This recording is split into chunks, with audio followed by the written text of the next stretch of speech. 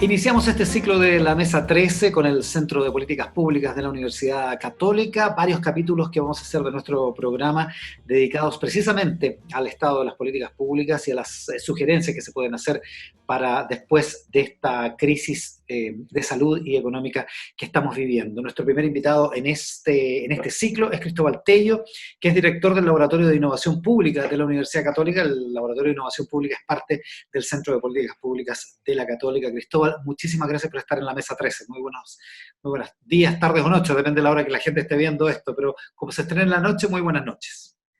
Buenas noches entonces, Iván. Muchas gracias por la invitación. Cristóbal, estás haciendo una experiencia piloto en un hospital público en el Sotero del Río, trabajando en el tema de las listas de espera, básicamente, de las cosas que están atrasadas, por decirlo así, en materia de prestaciones de salud.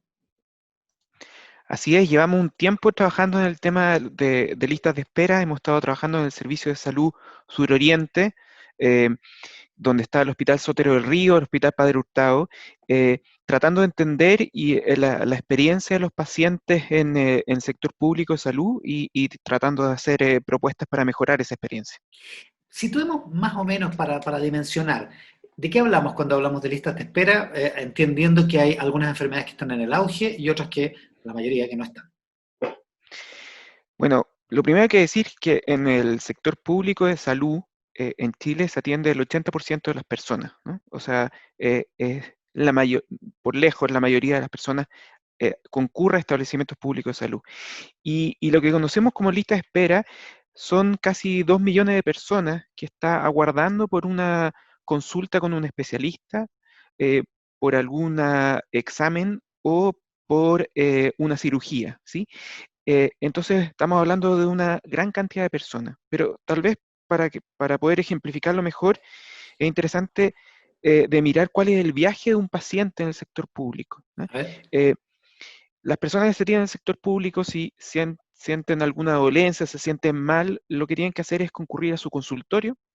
Eh, Algunos consultorios funcionan mejor que otros, algunos tienen que llegar muy temprano todavía para tener hora con un médico que los va a atender, y si esa persona tiene suerte y no algo muy complejo, va a poder resolver su problema y darle algún tratamiento.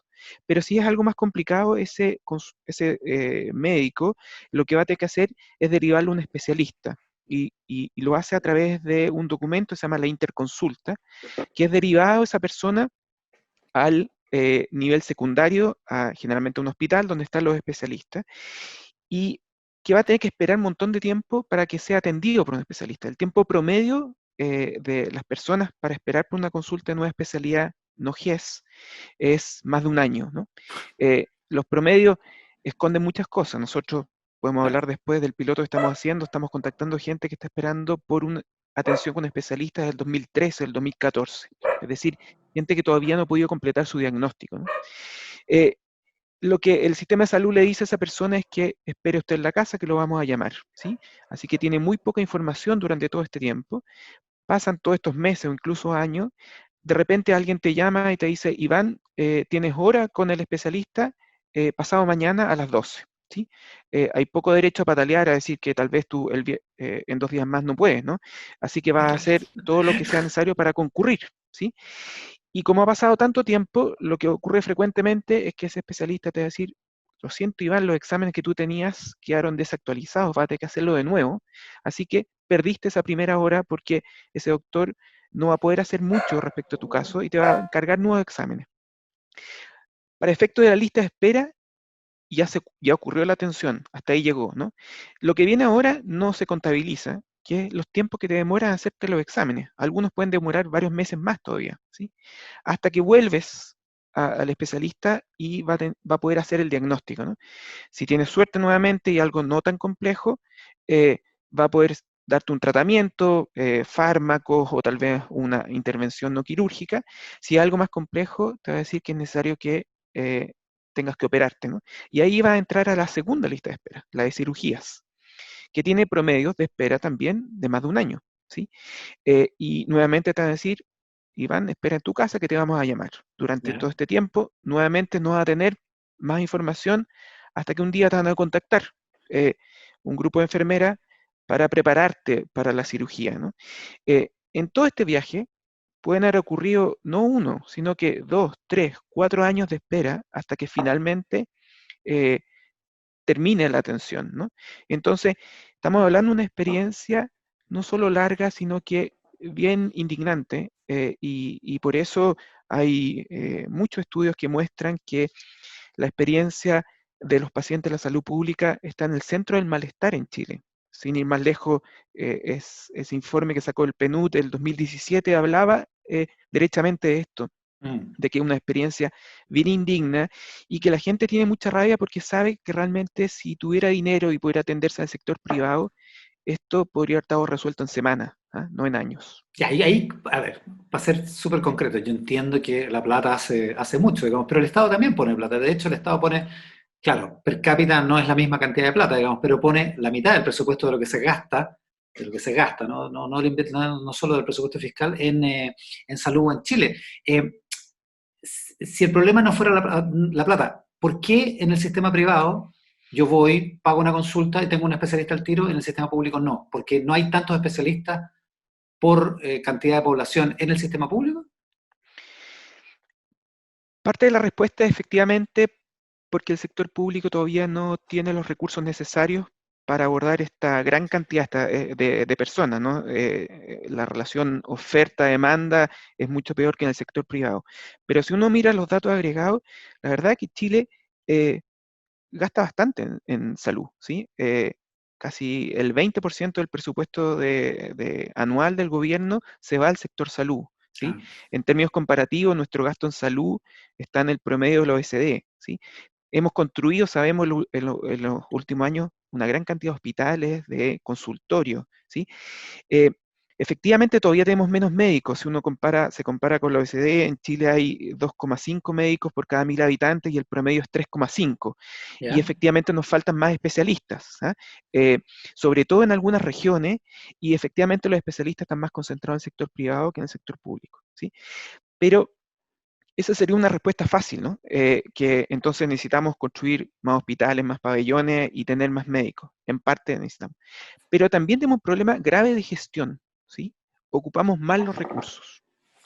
Y te pongo un solo ejemplo que fue dado a conocer por la Comisión Nacional de Productividad en un informe que causó harto impacto a principios de este año, Sí. y que dice que una cosa es tener pocos pabellones, ¿no? Pero el punto que ellos buscaron comparar es cuánto se usan los pabellones. Y los pabellones tienen en el sector público 9 horas diarias de uso, ¿sí? Lo que ellos llegaron a determinar es que en promedio se usa un 53% de esas horas, o sea, un poquito más de 4 horas, ¿sí? Eh, o sea, significa que tenemos una infraestructura que no se está usando todo lo que debería usarse, ¿sí? Lo que ocurre en la práctica, Porque teóricamente la podría usar 24 horas si tuviera ahí personal, ¿no es cierto? por supuesto, ¿no? Y la estáis Pero el usando sector 4 o público, 5. claro, es más difícil porque tú sabes que las horas extra son costos extra y entonces probablemente muchos sectores, en muchos países el sector público más bien quiere mantenerse en la jornada normal, ¿no? Ya. Pero lo que ocurre en la práctica es que el pabellón no parte a las 8, parte en promedio con 40 minutos más tarde, no termina a las 5, sino que no más allá de las 3, tiene un largo tiempo de vacío por el almuerzo, ¿sí?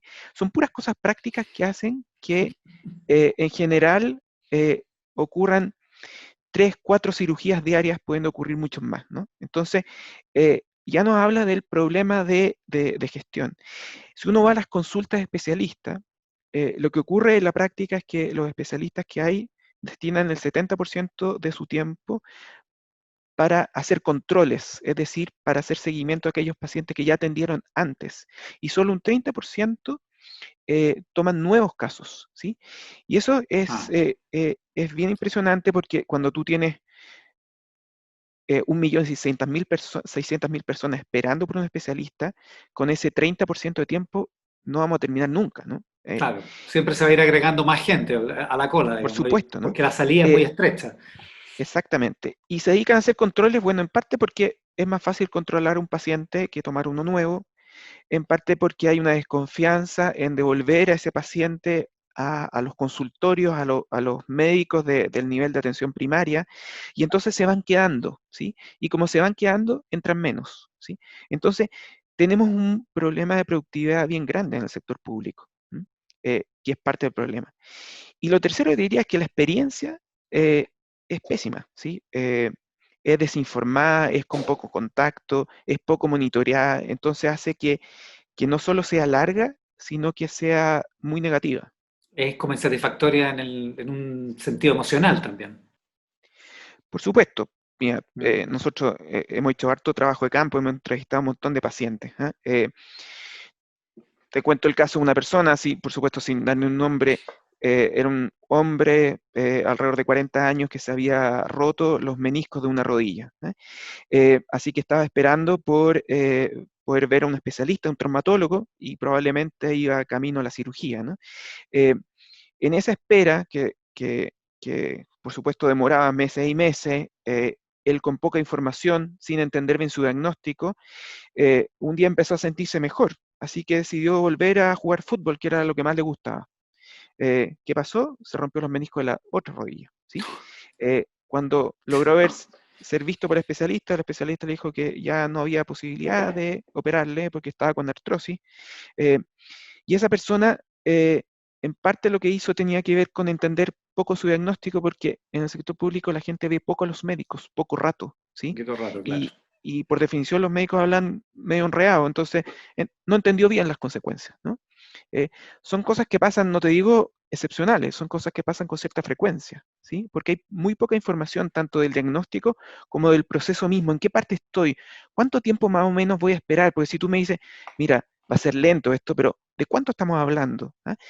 La gente tiene poca información para poder, para saber a qué atenerse, ¿no?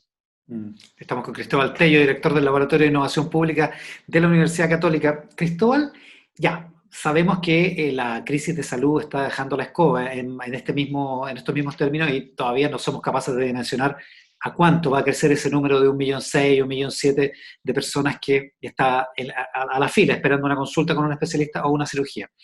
Pero ¿qué se puede hacer? ¿En qué consiste, por ejemplo, el piloto que están haciendo ustedes en el Sotero del Río? Estamos trabajando en el Hospital Padre Hurtado, que está al Ah, lado del Sotero, es parte de claro. este Servicio de Salud Suroriente.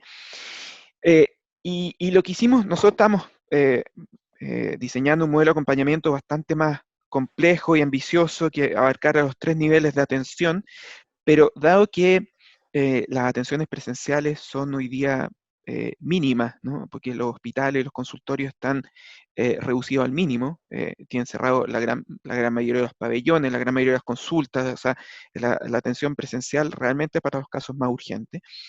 Eh, Rediseñamos esto aprovechando un recurso que existe hoy día disponible, es que buena parte del personal médico y personal de salud, o sea, de doctores y enfermeros, hoy día no está atendiendo, está en sus casas, ¿sí? ¿Ya? Porque no todos están abocados a la crisis y la pandemia, ¿no? Hay muchos que en este minuto no están participando en eso y que tienen horas disponibles.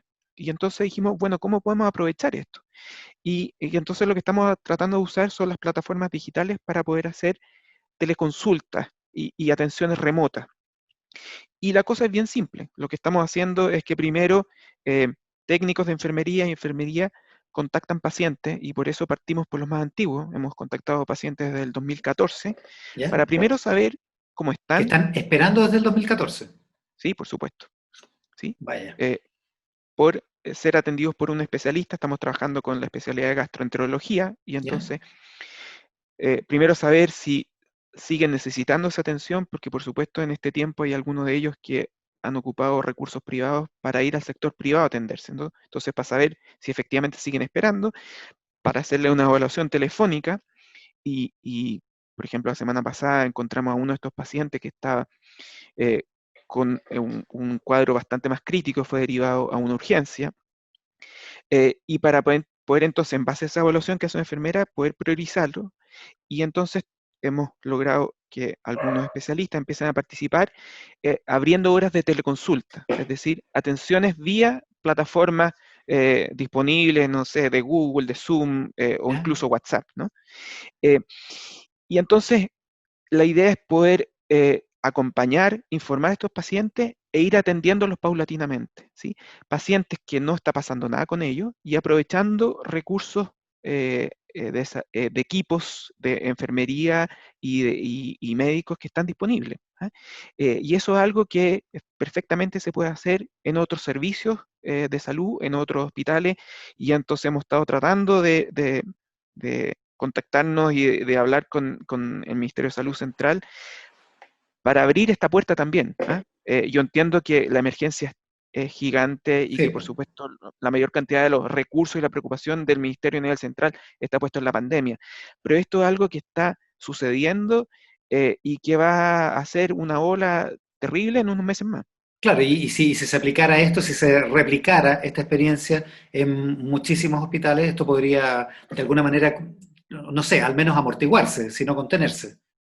Claro, porque tenemos pocas cifras, ¿no? Porque el problema de los datos no solo con la pandemia, viene desde hace mucho tiempo en el sector salud, entonces no hay muchísimos datos, pero de los reportes oficiales del ministerio, en aquellas patologías GES, que para recordar son aquellos grupos de enfermedades que tienen tiempos máximos de atención y que cuando se pasa ese tiempo máximo se habla de garantías retrasadas y permite que un paciente pueda poder exigir ser atendido en el sector privado, ¿no? En general, los promedios de retraso en las patologías GES eran de alrededor de 7.000, 8.000 retrasos. ¿Ah? Ya en el reporte de marzo del Ministerio de Salud se habla de casi 20.000 y lo que se estima en este minuto es que están sobre los 45.000 retrasos, ¿sí? O sea, eh, hay un aumento gigante de atenciones no hechas. Hay una fundación Politopedia que sacó un estudio hace poquito estimando cuántas van a ser las consultas que no se van a hacer este año y estima más de 2 millones de consultas que no se van a hacer. Entonces, eh, lo que va a pasar cuando la cuarentena se, se elimine, cuando podamos volver a cierta normalidad, la gente va a volver a concurrir a sus consultorios y a sus hospitales porque evidentemente su situación de salud no ha sido resuelta, ¿no? Y Claro. entonces este tipo de modelos con los que estamos trabajando permite anticiparse a eso, ¿sí? Contactarlos, informarlos, preparar eso, gestionarlo de mejor forma. Cristóbal, se nos está terminando el tiempo, estamos justo como para preguntarte una cosa que pasó el año pasado, si no me equivoco, o a principios de este año. La Asociación Chilena de Seguridad le propuso al Ministerio de Salud ocupar todos sus pabellones disponibles, 7 días a la semana, y sacaba una cifra que no me acuerdo de memoria, pero era algo así como 30.000 operaciones en el año, solo en un hospital. Eh, y el Ministerio de Salud se negó, el ministro Mañalich en su momento se negó de plano a hacer eso. La Asociación Chilena de Seguridad decía que cobraba lo mismo que lo que cobraba cualquier hospital público por las operaciones, por las intervenciones, digamos. ¿Ese tipo de solución de colaboración público-privada te suena, tiene virtudes o realmente tiene razón el entonces ministro Mañalich en desecharlo? Por supuesto que sería una ayuda, ¿no? Cuando uno dice, tengo una lista de espera tan grande de cirugía que no he hecho, por supuesto este tipo de ofertas podría ayudar, pero volviendo a lo que conversamos antes, cuando uno ve que la productividad de los pabellones que hoy día ya tiene el sector salud es tan baja, en menos de la mitad de lo que podría ser, hay mucho espacio para aprovechar recursos existentes. ¿Ah? Hay que tener cuidado con estos incentivos. Te pongo un solo ejemplo, ¿no? El año pasado, el entonces ministro Santelice eh, propuso una medida que parecía bien razonable, que abrir los pabellones los días sábados, porque hoy día funcionan entre lunes y viernes, ¿no? Eh, y entonces era un sexto día de funcionamiento. Suena Ujú. fantástico, ¿no? Ahora, para lograr entonces que médicos y anestesistas, enfermeros quieran ir el sábado, evidentemente hay que pagar un poco más que los días de semana, así que incluía un pago extra, ¿no? Eh, ¿Qué pasó con el tiempo? Es que en varios hospitales hay datos que muestran que la cantidad de operaciones la semana diarias bajó porque eso mismo hay un incentivo perverso, ¿no? Si Claro, yo no lo opero ahora, lo opero el sábado y gano más, ¿no? y me Entonces, pagan más, hay que claro. tener cuidado con los incentivos en el sector público y tienen que ser súper bien pensados, ¿sí? Pero mi respuesta corta es que yo creo que deberíamos aprovechar por, primero, mejorar la gestión del sector público con los recursos existentes, porque se están pagando por esos equipos médicos, se están pagando por esos pabellones, ¿no? ¿Qué es lo que es el mensaje de la Comisión Nacional de Productividad en este informe que te contaba yo de principios de este año?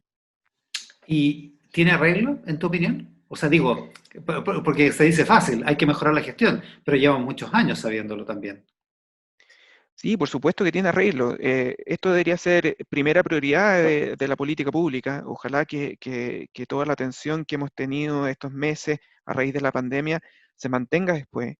Y, y- y creo que parte del arreglo o solución tiene que ver con poner a los pacientes al centro de este sistema y no a la organización. Esto es algo típico en la gestión pública, que las organizaciones se miran hacia adentro, entonces se ordenan como mejor les parece, ¿sí? Entonces Claro. es más ordenado para mí partir a las 9, no importa que los pacientes fuera mejor atenderlos antes, es mejor para mí verlo por especialidades, no importa que el paciente tenga en general, hay muchos que tienen varias enfermedades, ¿sí? Y entonces tienen que verse por pedazos, ¿sí? Entonces, si volvemos a poner al centro al paciente, mejoramos la información, tenemos un mejor sistema de acompañamiento, de monitoreo, sin duda podemos hacer una mejor gestión, evidentemente. Si Chile tiene súper buenos indicadores de salud en general, Mm. tiene gente muy calificada, sin duda que lo podemos hacer mejor.